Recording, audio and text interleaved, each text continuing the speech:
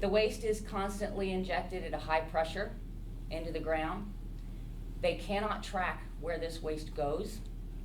They say that it cannot, ODNR says that it cannot come up ground, and it never will.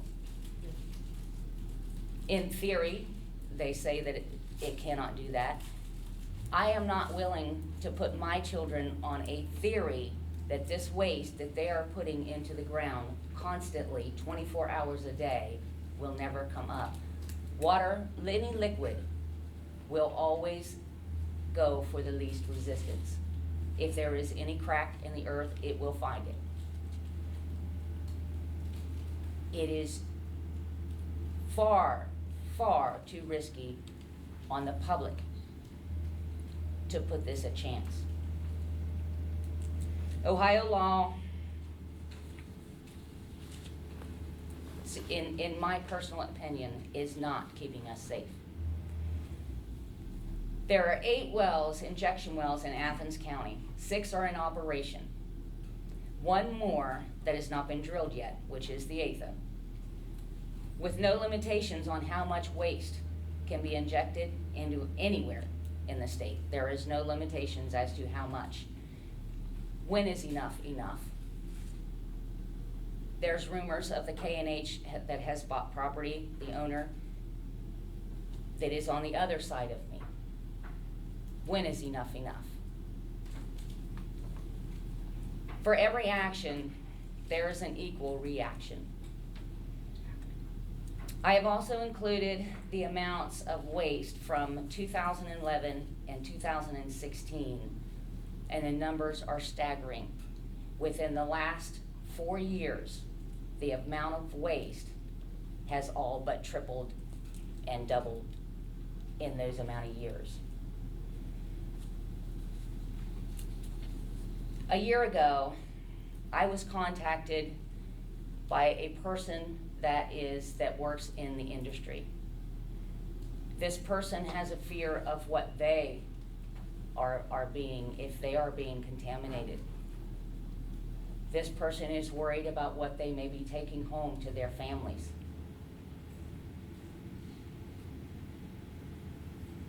I fear that it's not good news. When a person from industry contacts you and says, look, I think this is not what they're telling me it is, that's scary. That's scary. It is my job as a mother to raise my children, to take care of my children, to protect my children and keep them from harm. It is our representatives and our government's job to protect the citizens and keep us safe. They have fallen short. Thank you. Felicia, do you know of any people in your community that work with the wells? No, I do not. And do you suspect there are no employment opportunities for them there for doing this work? No, I do not. We did, 2015, we held, did an experiment to see exactly how many trucks went in and out of this facility, and it was 108 trucks in a 24-hour period. And we also noticed the vehicles that were in the parking lot, and there were no more than 13 at one time. And the owner of the site is from West Virginia. Most of the trucks that come in were from Pennsylvania, West Virginia. Very few were from Ohio. So no, I do not. I have one other question. Can you expound a little bit on what you think of some neighbor who might have sold rights to drill on their property? Is that just a rumor, or do you know any more specific things about that? Repeat that again. You mentioned that someone near your property might Correct. have Correct. sold rights for fracking or for injection wells. They sold the property. I'm not sure of the mineral rights, but I can tell you that the owner of the K&H facility is the one who bought the property. Okay. And it is being cleared, and it is a massive amount. But we have people watching the paper. That's how we're informed, is through the paper. And was that neighbor who sold that property aware that it was gonna be used for an injection well when they sold it? I cannot answer that. I do not know. My guess would be yes. My mother-in-law canvassed the Hockingport area with information about injection wells. I believe it was almost 2016, when we had went door to door. And we did give him information. He owns a general store there. So we did give him, information was in his store. The first sale of property for K&H, was there a rumor that it had been represented that that would be used for hunting purposes? It was, a person put an ad in the bulletin board that they were looking for land to hunt on. Yes. Yes, it was very deceiving. He was hunting, but he was not hunting animals. He was hunting a place to put an injection well. So you may not know the answer to this question, but you were saying how many trucks come and go on that road to bring the waste to the well? There was 108 trucks. We did a count. We sat and took shifts. Is that per day? Per day, in a 24-hour period. Okay. There were 108 trucks, which was about every 15 minutes. So who pays for road maintenance? That would be me as a taxpayer. And then who pays for other costs associated with traffic? So you're looking at emergency response facilities if there was an accident, or the well pays nothing towards the maintenance of the road, the Correct. operations of emergency response teams? Correct. So that's all paid by the local taxpayers? Correct. There is no response put in place. If that facility was to, have a massive leak, and which, by the way, we would not know either, we have to be watchdogs. They don't tell us that there's a leak or a spill. We would not know what to do. If that facility was struck by lightning, because there is different laws for rural and, what's the word I'm looking for? Urban? Urban. There's different laws. One example is there's no lightning rods required, for our facility because we live in the country. So if it exploded, we would not know where to go or what to do. So your emergency response team, if you will, have never received any training in the event that there would be an explosion of one of the tanks, regardless of the reason the explosions happened? That is correct. And if the well was to leak and contaminate the river and the surrounding areas, who would be responsible for cleaning it up, given it would be difficult to pinpoint to the well, because you said that they're not doing the monitoring of the well? That's So a very good question. I cannot answer that. Can I ask you one more question? Do you know of any spill of any tankers on the way to the well, to any of the injection wells? I don't know of any to the well. Recently, there was a truck that had an accident, I think it was 2 months ago. Andrea, is that correct? And it was leaving the site. And I believe the roads were slick, so I'm not sure if, that was, but we still have yet, Roxanne had made a request, so we're waiting for information still on that, where the soil went, how much was leaked, how much contaminated the soil.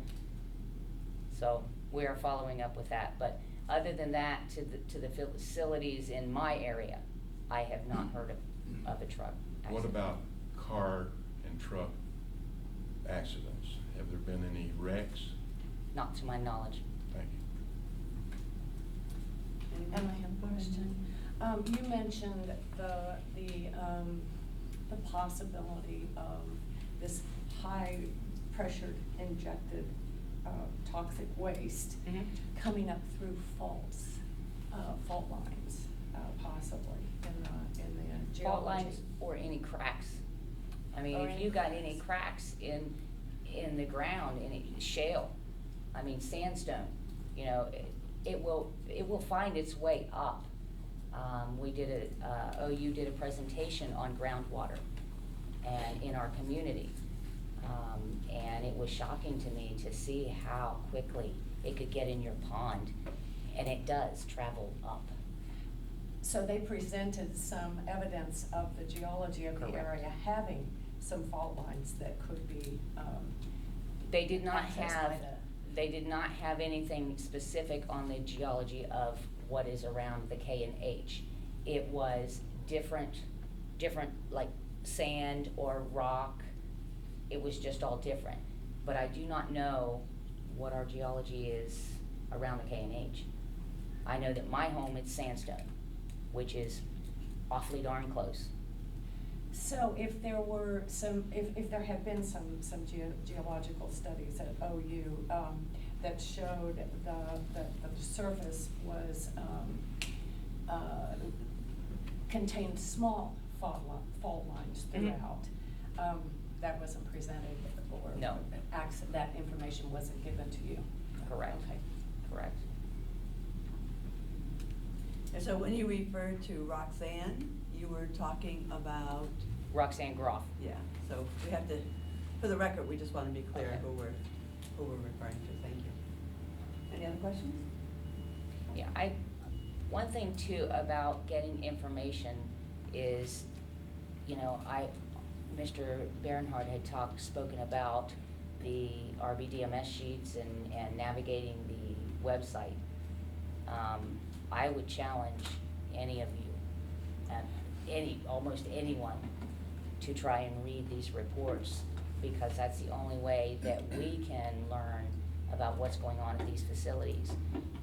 And it is absolutely near impossible to read these reports. I was trained. You have to have training to be able to read the inspection reports, and this is public knowledge. This is public information. You have to have special software to be able to read these reports.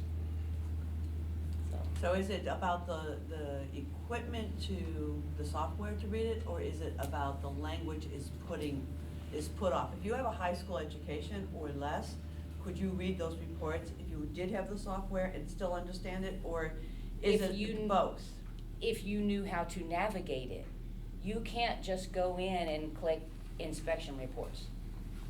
There is a process to get to those inspection reports, and it's very lengthy.